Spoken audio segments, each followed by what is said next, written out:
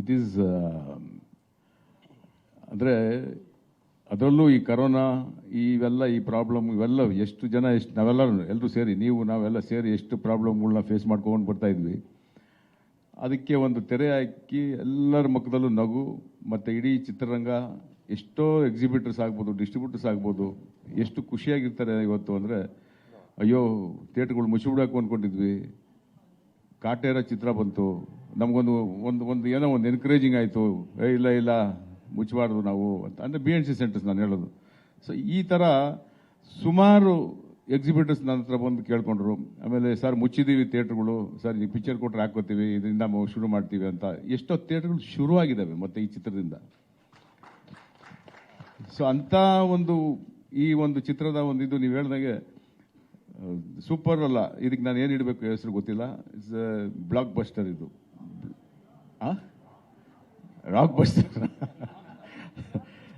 So ಖಂಡಿತವಾಗ್ಲೂ ಅದೇ ಚೇಂಬರಿಂದ ಬಂದಾಗ ಅವ್ರು ಅದೇ ಹೇಳ್ತಾ ಇದ್ರು, ಸರ್ ನಮ್ಮ ಇಡೀ ಚಿತ್ರರಂಗ ಎಲ್ಲೋ ಹಂತವಾಗಿ ಮುಗಿದೋಗ್ತಾ ಇದೆ ಅನ್ನೋ ಸಂದರ್ಭದಲ್ಲಿ ದರ್ಶನ್ ಅವರು ಇಂಥ ಒಂದು ದೊಡ್ಡ ಇಟ್ಟು ಕೊಟ್ಟಿದ್ದಾರೆ ಅಂದಾಗ ನಿಜ ಅದು.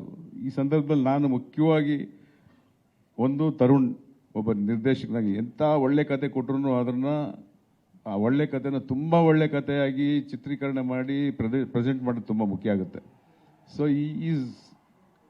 ನನ್ನ ಕತೆ ಹೇಳಿದಾಗ ನಾನು ಏನು ವಿಜುವಲೈಸ್ ಮಾಡಿದ್ನೋ ಅದಕ್ಕಿಂತ 10 ಪಟ್ಟಷ್ಟು ಚೆನ್ನಾಗಿ ನಾನು ಸಿನಿಮಾ ನೋಡಿದಾಗ ಕಾಣಿಸ್ತು ನನಗೆ. ಅದೇ ಥರ ಸುಧಾಕರ್ ಪಾಪ ಅವರು ಐ ಥಿಂಕ್ ಪ್ರೆಸ್ ಮೀಟ್ ಯಾವುದು ನೀವು ಯಾರು ನೋಡಿರಲ್ಲ ಅನಿಸುತ್ತೆ, ನೈಟ್ ಆ್ಯಂಡ್ ಡೇ ಪಾಪ ಕೂತು ಕೆಲಸ ಮಾಡ್ತಾಯಿದ್ರು. ಯಾಕಂದ್ರೆ ರಿಲೀಸ್ ಡೇಟ್ ಅನೌನ್ಸ್ ಮಾಡಿದ್ದೀವಿ, ಪಾಪ ಅವರು ಒಂದೊಂದು ಕಣ್ಣು ಇಷ್ಟಪ್ಪ ಅವ್ರು ನೈಟ್ ಆ್ಯಂಡ್ ಡೇ ಕೂತು ಹೈದ್ರಾಬಾದಲ್ಲಿ ಗೊತ್ತು, ಒಬ್ಬ ಕ್ಯಾಮ್ರಾಮನ್ ಕೆಲಸ ಏನಿರುತ್ತೆ ನಿಮ್ಗೆ ಗೊತ್ತಿದೆ. ಸೊ ಅಷ್ಟು ಅಚ್ಚುಕಟ್ಟಾಗಿ ಕೂತ್ಕೊಂಡು ಮಾಡ್ತಾಯಿದ್ರು. ಪ್ರೆಸ್ ಮೀಟ್ಗಾಗಲಿ ಎಲ್ಲೂ ಈವೆಂಟ್ಗೆ ಬಂದೇ ಇಲ್ಲ ಅವರು.